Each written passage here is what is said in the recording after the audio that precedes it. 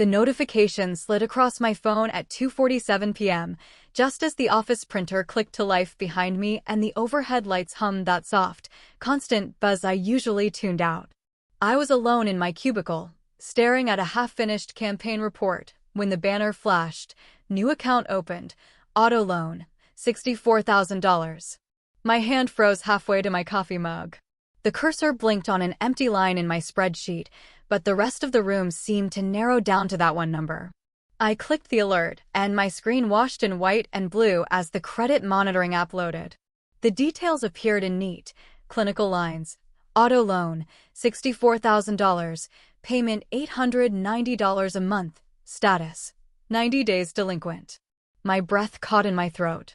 I swallowed, trying to clear it, but the sound of the AC pushing cool air through the vents suddenly felt too loud, like the building was exhaling for me. I hadn't bought a car. I hadn't applied for any loan. Nothing about this made sense. For a few seconds, all I did was stare at the word delinquent, like it was written in another language. There was a tiny spinning icon at the top while the app refreshed my score, and then it settled on a number that made my chest tighten, 645. It had been 785 the last time I checked. Something inside me went very, very still. My name is Sophie, and I've survived most of my life by being the responsible one, the one who pays everything on time, who double-checks the details, who keeps the cards from collapsing. This is the story of how my younger brother tried to steal my future with a truck I never agreed to, how my parents asked me to quietly absorb his fraud, and how the paperwork they all wanted me to ignore became the exact thing that set me free. Before I go into the details, tell me where you're listening from, so I know I'm not the only responsible one who's been told not to make a scene. To explain how we ended up at that credit alert, I have to go back, not to the loan, but to a house on a quiet street just outside a mid-sized southern city. I grew up in one of those neighborhoods where every yard had the same mailbox, the same trimmed bushes, the same seasonal flags. Inside our brick ranch, the hallway carpet was worn down in a line between my bedroom and my parents' room, and the kitchen floor always squeaked in the same spot in front of the fridge. My parents raised me and my younger brother Ethan on 3 unspoken rules. We don't talk about money, we don't embarrass the family, and we always help family. The funny thing was, help never meant the same thing for me and for him. When I was 14, my dad lost some overtime hours at the factory, and my mom took on extra shifts at the bakery. I remember standing at the kitchen counter on a Saturday morning, the window over the sink fogged from the dishwasher steam, while my mom showed me how to balance the checkbook. There was a little smear of blue ink on her thumb from the pen. Rent, utilities, gas, groceries, she said, tapping each line with her nail. You put these first. You always put the bills first, sophomore. Ethan, 12 at the time, was in the living room, volume up on the TV, yelling at a video game. No one was teaching him about the checkbook. That pattern stuck. I got good grades, went to college, took part-time jobs and internships, and learned to live on lists and reminders. Ethan floated. In high school, when he overdrafted his checking account buying new sneakers, my parents covered the fees. He's a kid, they said. When he forgot to make a car payment at 19 and his old sedan got repossessed from the curb, my dad ranted about the bank being predatory, then co-signed a cheaper car for him a month later. By the time I was 31, I was a marketing coordinator in a mid-sized agency in the city, earning $68,000 a year. My days were a blur of campaign calendars, client calls, and color-coded spreadsheets. I commuted from my $1,400 a month apartment, a place with cracked but clean countertops, a balcony that caught the late afternoon light just right, and a hallway where the motion sensor lights flickered on half a second late every time I walked through. I prided myself on my credit score. I checked it at least once a month, just a quick glance to make sure nothing slipped. I paid my car note, my student loans, my utilities, my phone, the small credit card I used for groceries. I'd never missed a payment on anything. It wasn't just numbers to me, it was safety. It was proof that I could take care of myself. I was also engaged. David, my fiancé, worked as an engineer. He was the kind of man who read every line of a manual before putting together a shelf and who always put his receipts in a neat stack on the counter. We had a shared savings goal, a spreadsheet where each month we watched the down payment number inch up, highlighted in green. A house felt close. Not tomorrow, but close enough that I could picture the front door. Meanwhile, Ethan was 26, still in our parents' house. He worked part-time as a personal trainer, mostly evenings and weekends, at a gym near where we grew up. He posted photos of himself flexing with clients on social media, with captions about grinding and hustling, but when you stripped away the filters, he was making maybe $28,000 a year on a good year. His credit was shot, late payments, charge-offs, old debts bouncing around. Every few months, my mother would call me, her voice soft and hopeful. "Sweetie, can you spot Ethan a little? He fell behind on his card. Just for this month." And I would look at my budget, sigh, and send a transfer. I told myself it was temporary. I told myself this was what helping family looked like. I didn't realize that, in our house, my reliability had turned into a resource other people felt entitled to. Back at my desk that afternoon, staring at the $64,000 auto loan, I felt both shock and the faint, sick recognition of a pattern finally breaking. I refreshed the app again, as if the numbers might change. They didn't. The loan listed a dealership in my hometown. Start date, 6 weeks ago. 3 payments missed. I forced myself to breathe. In. Out. The air smelled like old carpet and burnt coffee. Okay, I thought. Don't panic. Find out what this is. I called the number listed for the lender. After navigating the usual maze of automated prompts and tinny hold music, I ended up with a woman in the auto loan department. Her voice was a little bored, like she'd had this conversation too many times.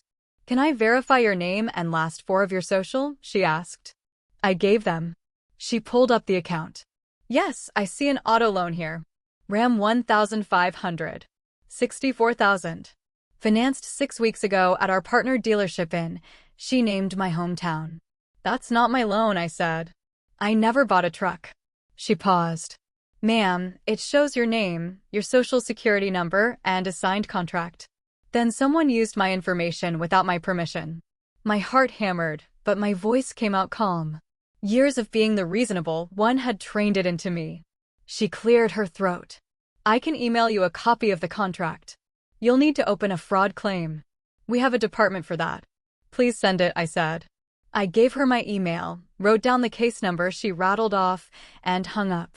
10 minutes later, sitting in the break room under a too bright LED panel, I opened the PDF on my phone. The contract filled the screen, my full name in typed letters, my address, my social, the loan amount, the payment schedule. My stomach flipped when I scrolled to the signature line. It looked like mine at a glance.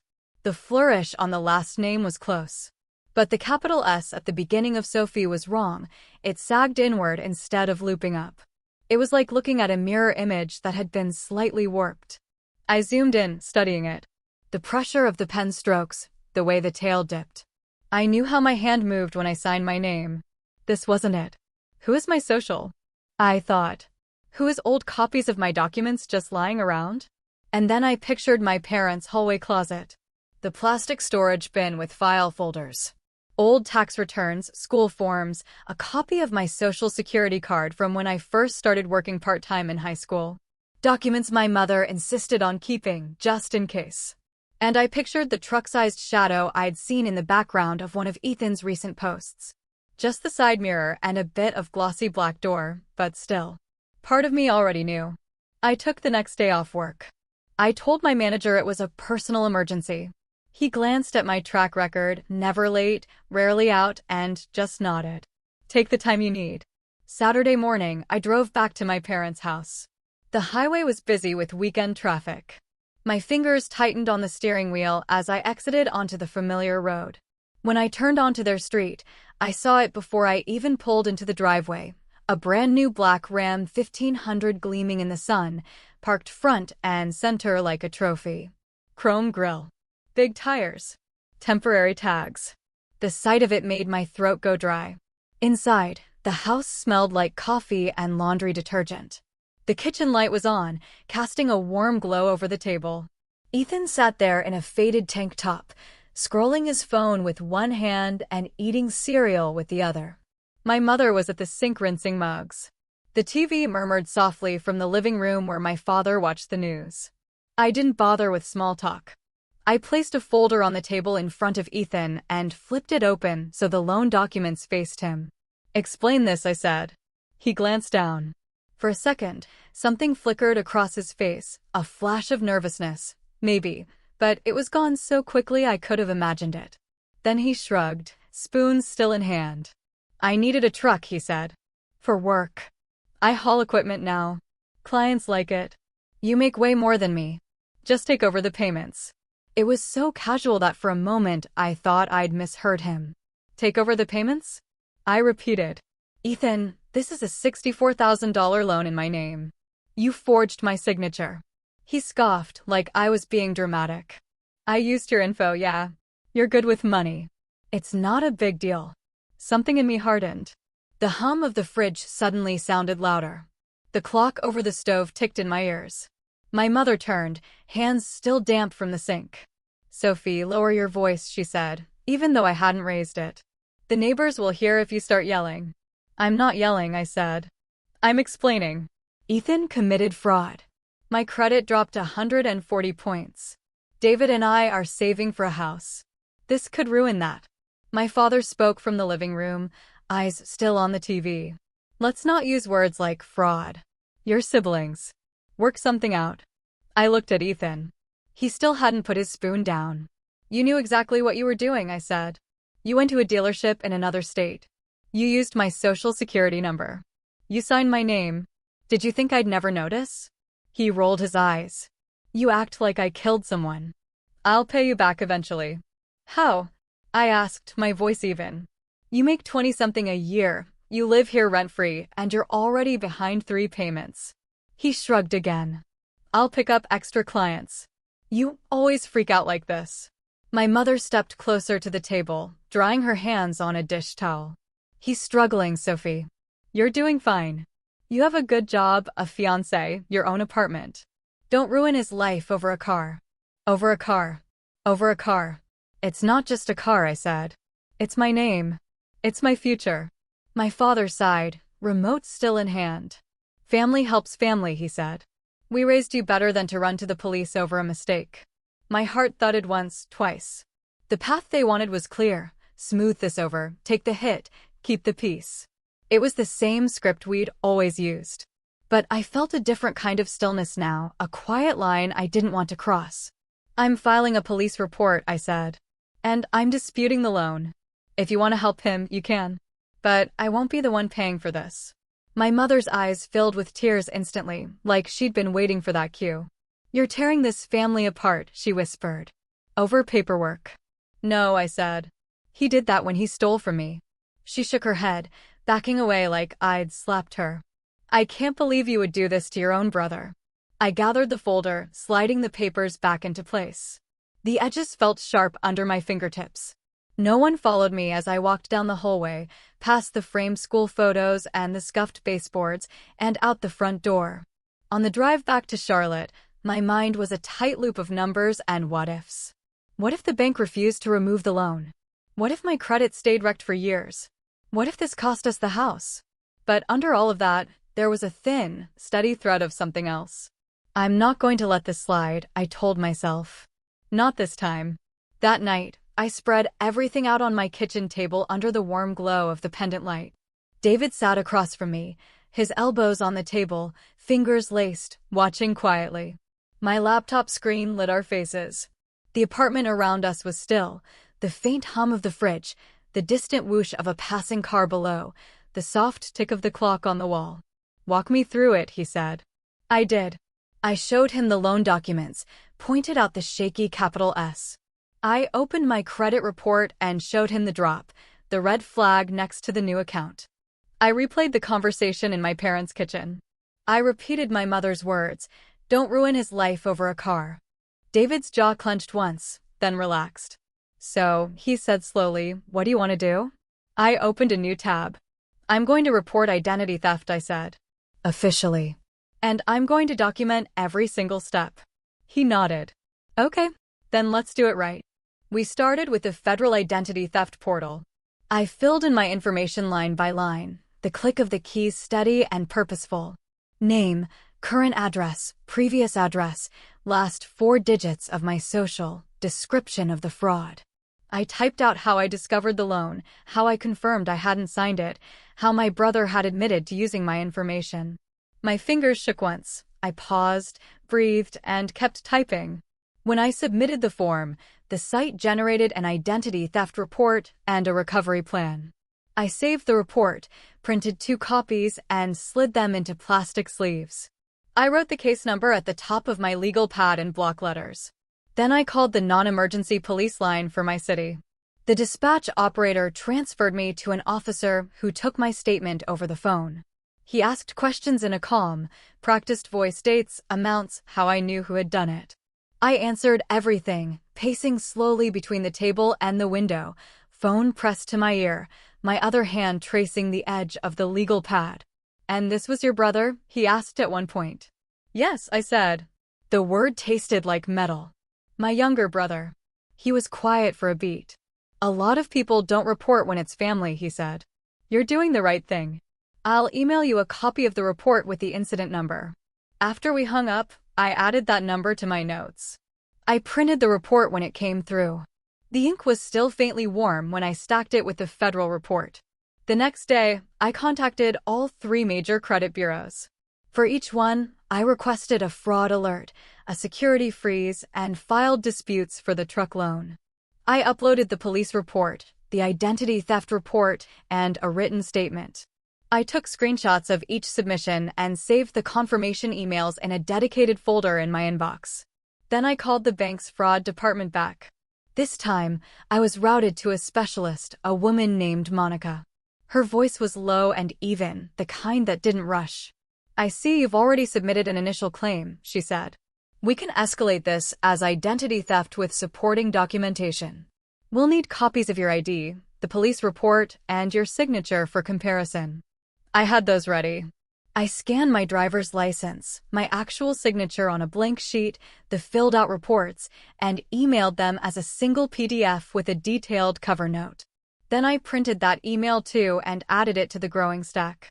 By the end of the evening, my table was covered, neatly labeled piles, highlighter marks on dates, sticky notes flagging key phrases.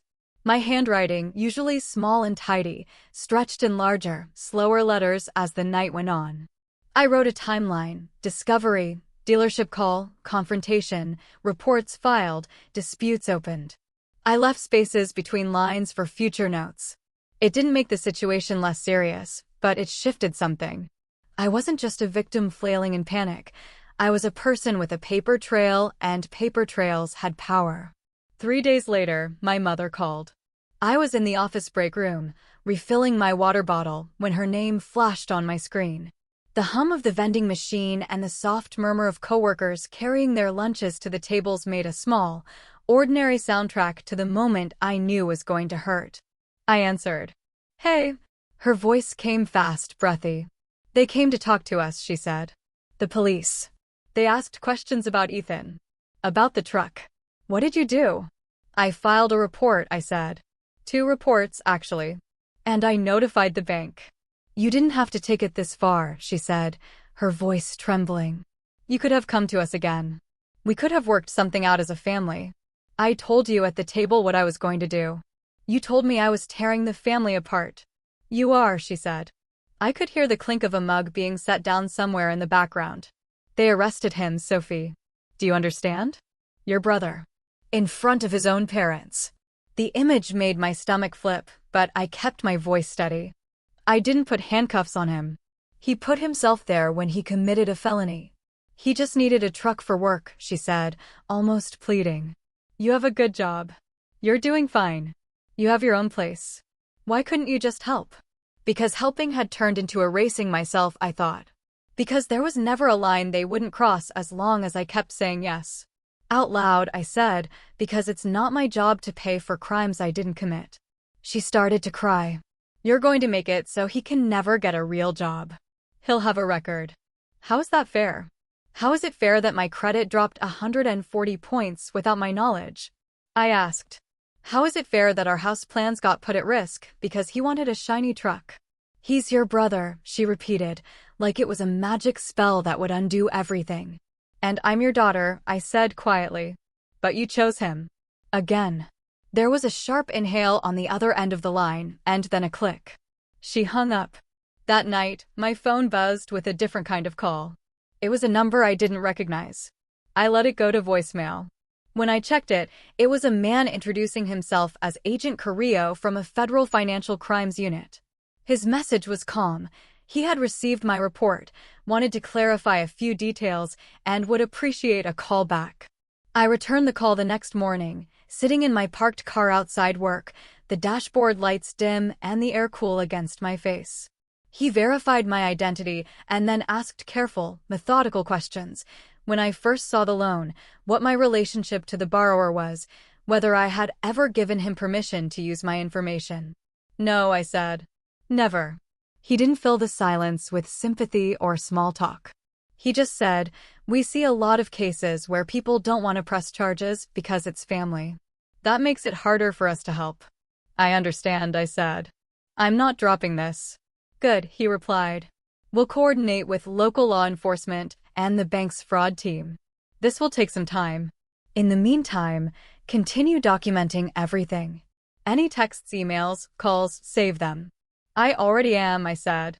Then you're ahead of most, he said, and there was a brief note of approval in his voice.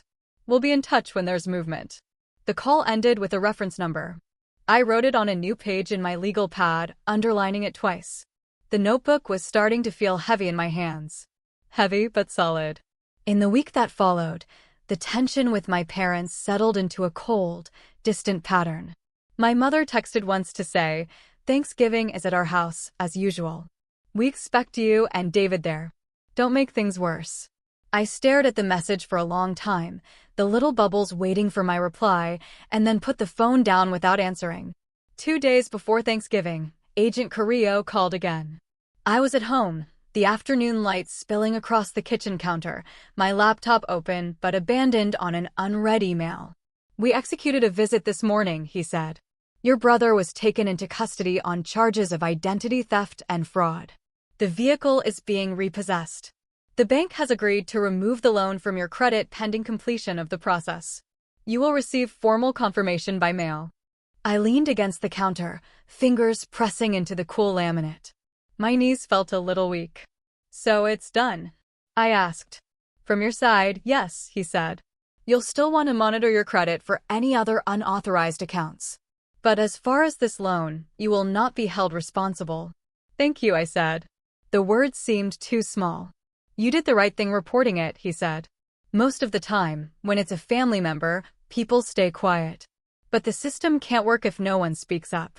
After we hung up, I stood there for a long moment, listening to the apartment. The fridge hummed. A car door slammed outside. Somewhere in the building, water ran through pipes in the wall. Ordinary sounds, in a life that had just quietly shifted. My mother's call came a few hours later. I let it go to voicemail, then listened. Her voice was sharp, almost unrecognizable in its anger. I hope you're happy, she said. The FBI at our door, neighbors peeking through their curtains, your brother in handcuffs. He was sobbing, Sophie. Sobbing. Do you know what that does to a mother? Do you know how embarrassing this is? I exhaled slowly. Embarrassing, I thought. Not wrong, not criminal. Embarrassing. She continued, you could have handled this quietly. You chose to destroy your own brother instead. Over some numbers on a screen. I deleted the voicemail. I didn't need to play it again. That night, I drafted a message carefully, every word a small boundary line. I opened the family group chat, me, my parents, Ethan, and typed, real family doesn't ask you to absorb someone else's fraud. I protected my future. You chose not to protect me. I won't be at Thanksgiving. I stared at it for a moment, then hit send. The delivered indicator popped up. No one replied. Thanksgiving came and went. David and I stayed in our apartment. We cooked a simple meal, chicken instead of turkey, roasted vegetables, a pie from the bakery down the street. The oven warmed the kitchen, fogging the window over the sink. We ate at our small table, candles flickering between us, soft music playing from his phone. At one point, my phone lit up with a photo from a distant cousin. The family gathered around my parents' table, faces half smiling, Ethan's seat empty. I put the phone face down and focused on the plate in front of me. The food tasted better than any holiday meal I'd had in years, not because of the recipe, but because it wasn't seasoned with resentment. In the months that followed, the formal confirmations trickled in like small, official exhale breaths. A letter from the bank on heavy paper, stating that after investigation, they had determined I was not responsible for the truck loan. A notice from a credit bureau confirming that the account had been removed and my score adjusted. The number bounced back up, 740, then 760, eventually nudging just under where it had been before. I kept all those letters in the same fireproof box under my bed, each in a plastic sleeve, each labeled with its date. I didn't flip through them obsessively, but every once in a while, I'd open the box, feel the weight of the stack, and remember that moment in my cubicle, the alert, the panic, and how different it felt now.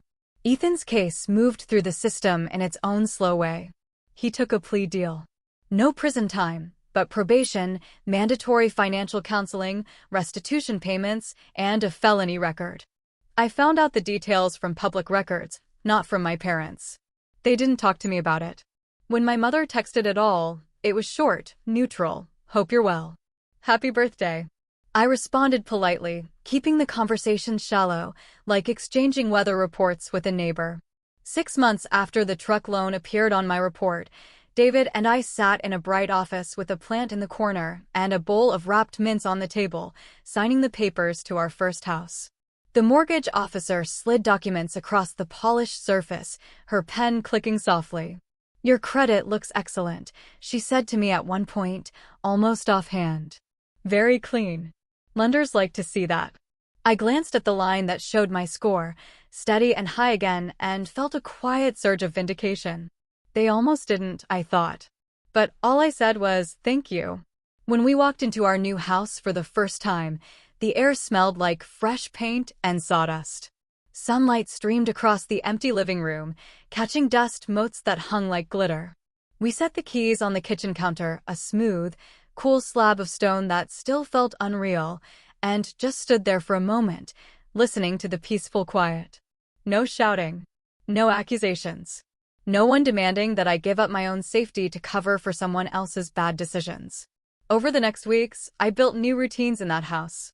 Saturday mornings with coffee in a real mug, not a travel cup, standing barefoot on the warm hardwood as the sun came through the sliding doors. Evenings where David and I ate dinner at a table that was ours, the overhead light casting a soft circle on the plates. I set up a small desk in the guest room with a plant and a lamp with a warm bulb, and I placed the fireproof box neatly on the shelf of the closet behind it. Not as a shrine to what happened, but as a quiet reminder. I didn't go no contact with my parents overnight. It was more like turning the volume down. Less sharing, less emotional investment, more distance. When they made small attempts to smooth things over, "We miss you at Sunday dinners. We don't want this to stay like this forever," I listened, but I didn't rush to reassure them. I didn't apologize for protecting myself. One afternoon, months later, I stopped by my old neighborhood to drop off a package for a neighbor who'd accidentally had something shipped to my address instead of hers. On my way back, I drove past my parents' house. The driveway looked the same, but the big black truck was gone. In its place was their old sedan. The lawn needed mowing. A curtain twitched in the front window as I passed. I didn't stop. I didn't honk. I just kept driving. My hands were steady on the wheel. Here's what I learned. In all that hum of lights and rustle of paper and click of pens, being the responsible one doesn't mean being the sacrificial one. Family is not a free pass to commit crimes in your name. Love without respect isn't really love. It's dependency dressed up as obligation. You're allowed to protect your future, even if it makes other people uncomfortable. You're allowed to say no, even if they call you selfish. You're allowed to let the system do what it was designed to do, even when the person on the other end shares your last name. In the end, my revenge wasn't loud. It was a stack of documents, a trail of emails, a series of calm phone calls, and a simple refusal to carry a debt that wasn't mine. It was buying a house with clean credit and walking into it without owing anyone an apology. If any of this sounds familiar, if you've ever been asked to destroy your own boundaries to keep someone else afloat, let me know if this resonated with you. Tell me where you're watching from. Because the truth is, protecting yourself isn't betrayal. It's finally choosing you.